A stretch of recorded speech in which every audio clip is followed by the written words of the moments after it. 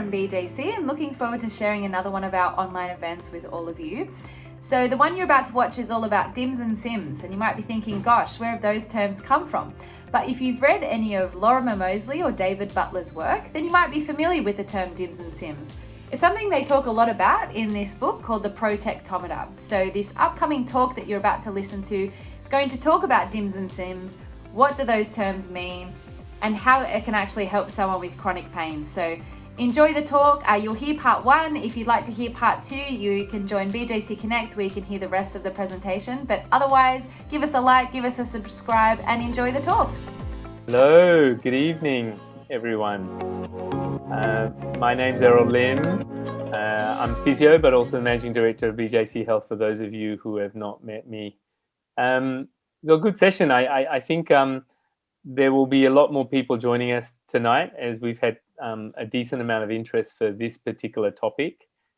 And, you know, again, thank you so much for joining us on yet another Wednesday evening.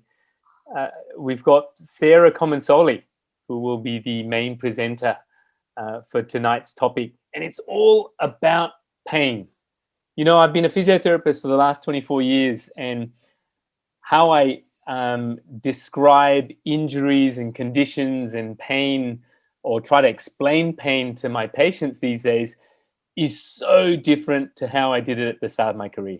It's nearly shocking to think how I used to explain pain 24 years ago when I started as a physiotherapist to what it is now. Pain science has changed remarkably over the last 25 years or so. And so we are fortunate to have Sarah, who's very, very experienced, especially over the last decade, working with patients who unfortunately suffer with a lot of pain and for a long, long time. You know, chronic pain is a real issue in society and in our community these days.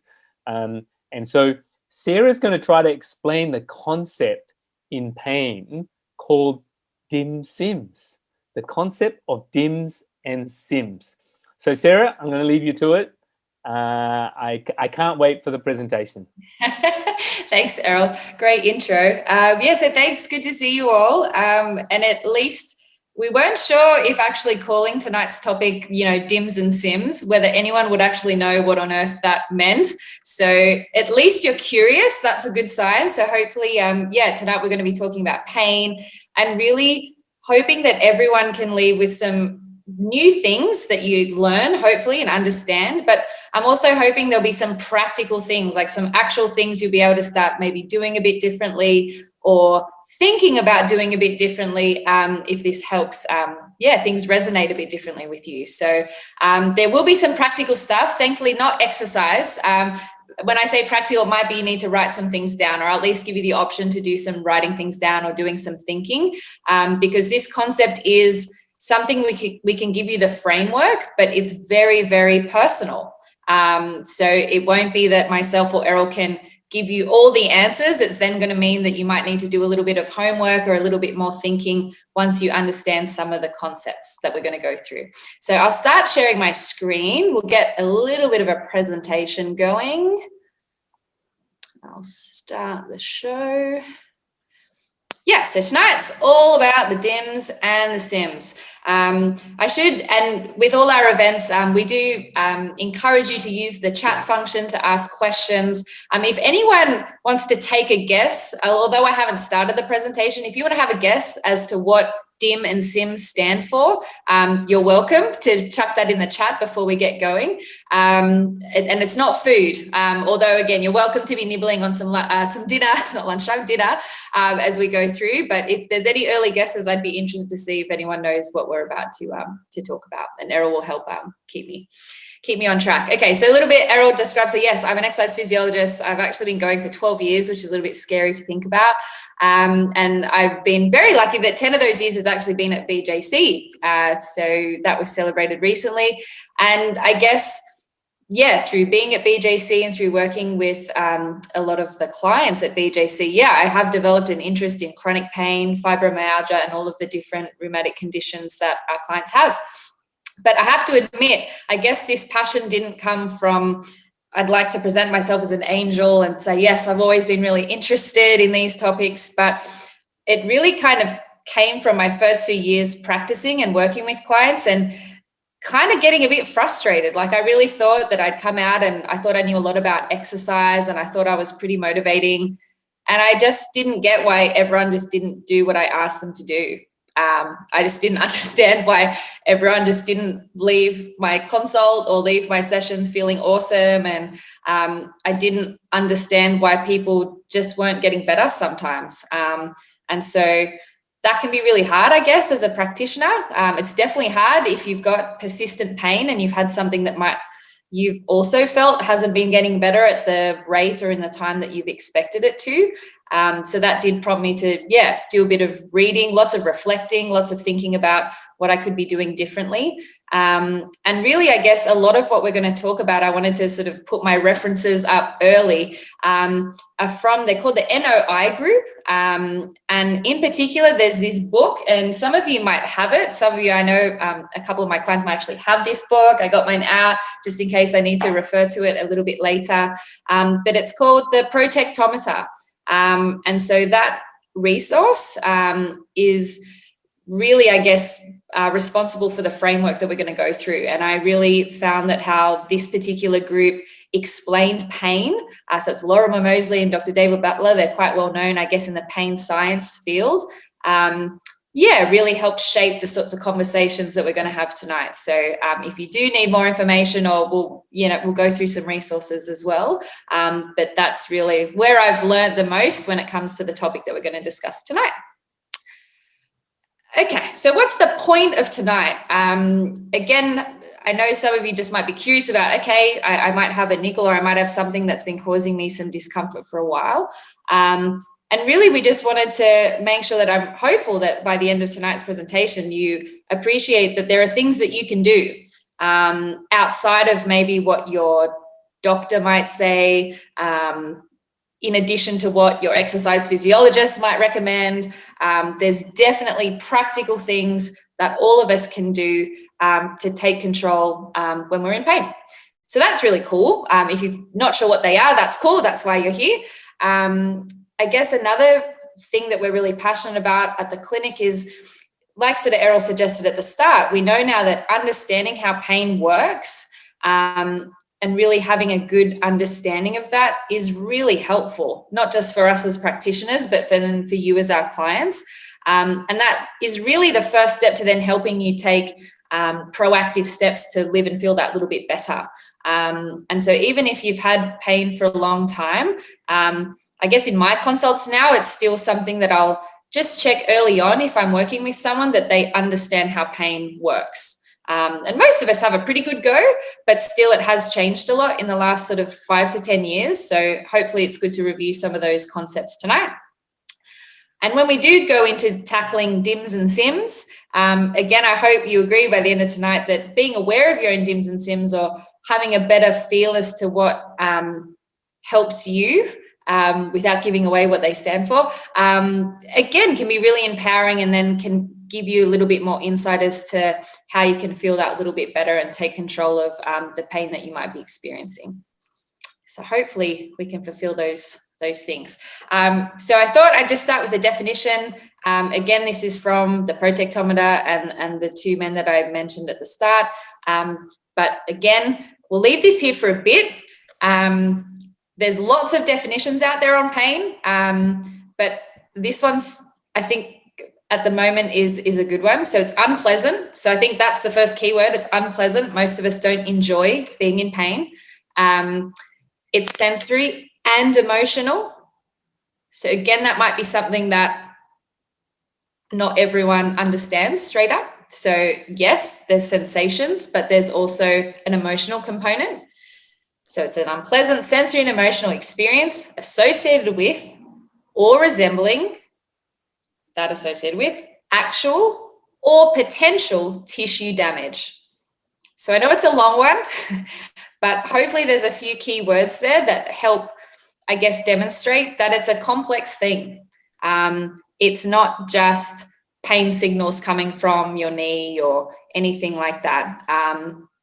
So I hope again, write that down or take a picture. And we're recording tonight, so it might take a little bit to go over, but as a broad definition, I hope that's helpful. Ooh. Okay.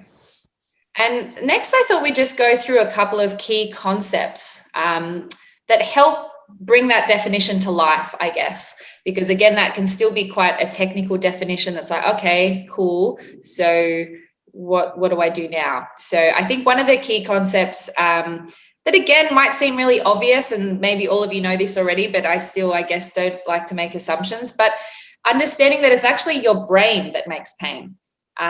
It's not your back, it's not your knee, it's actually your brain that is responsible for pain all of the time.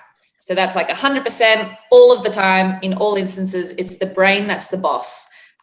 That's an expression I've come up with, I guess, over the years. So yes, your brain definitely receives information from your back, your neck, all of the different tissues that you have in your body.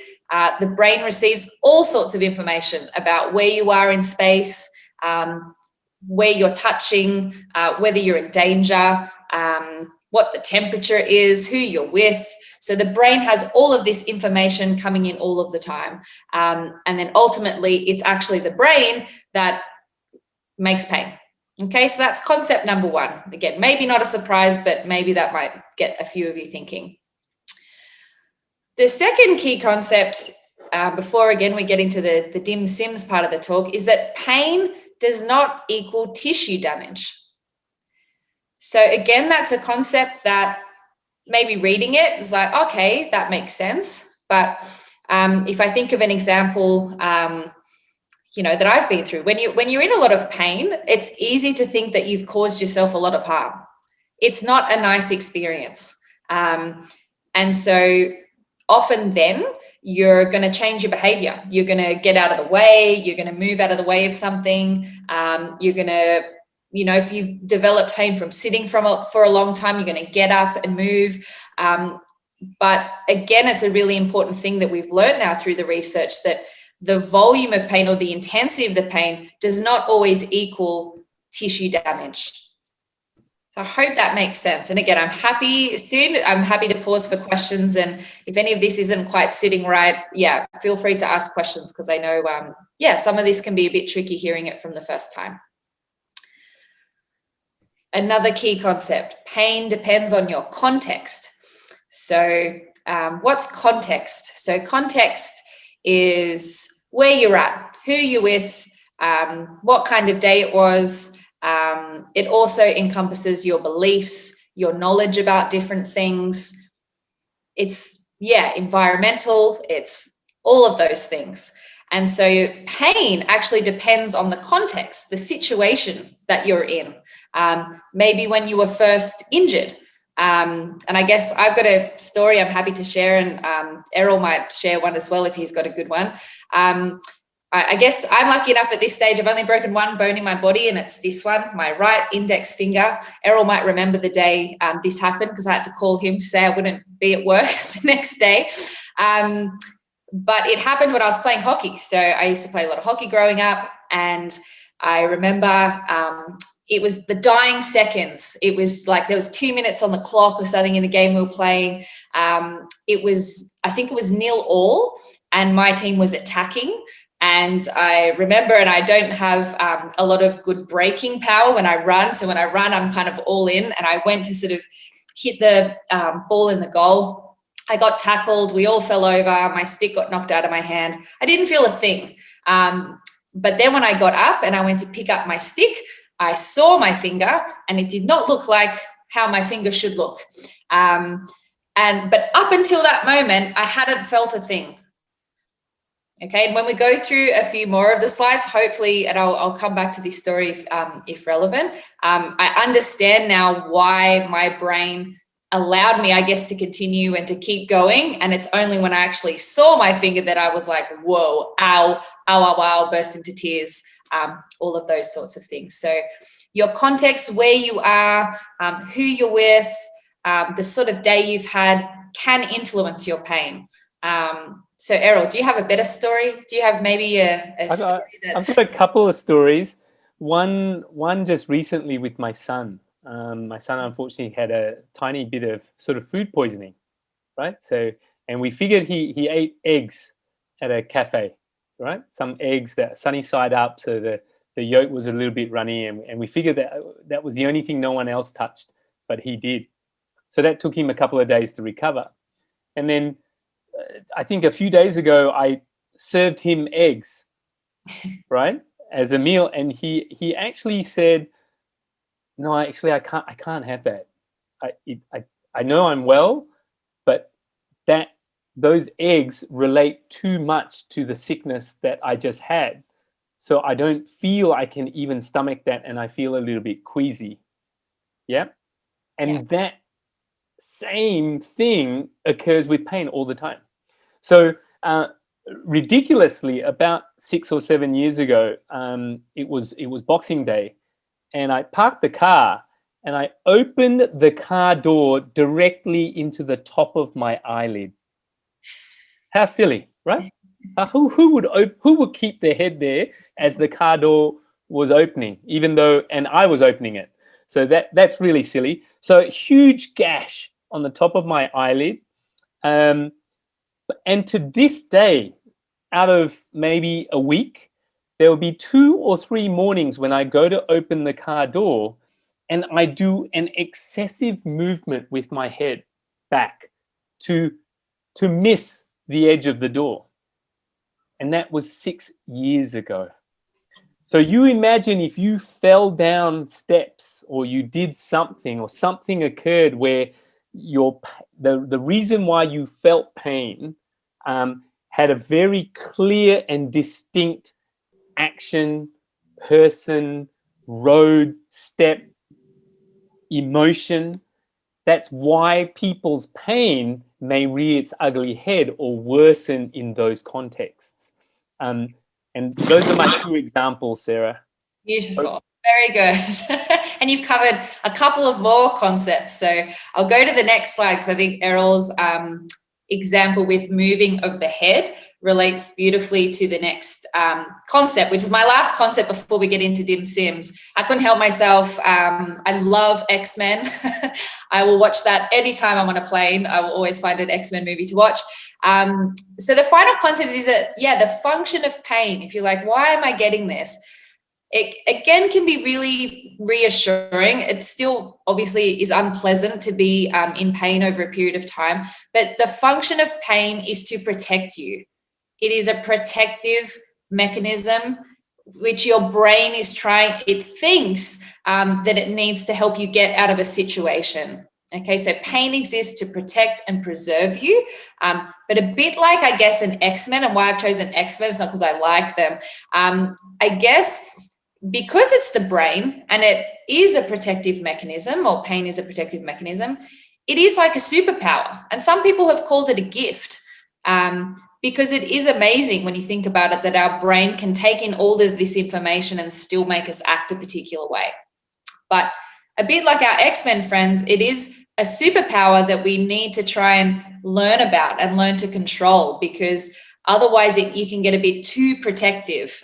It can be a little bit too keen to help you get out of the way or change what you're doing. And that's why, seminars like this and understanding that can be really helpful to help you, learn a little bit more about your body and then help you do things a little bit differently. So, but it's really important to understand pain. That's why Errol, 6 years later, is still moving his head, even though he's probably figured out that he doesn't hit his head every time he opens the car door.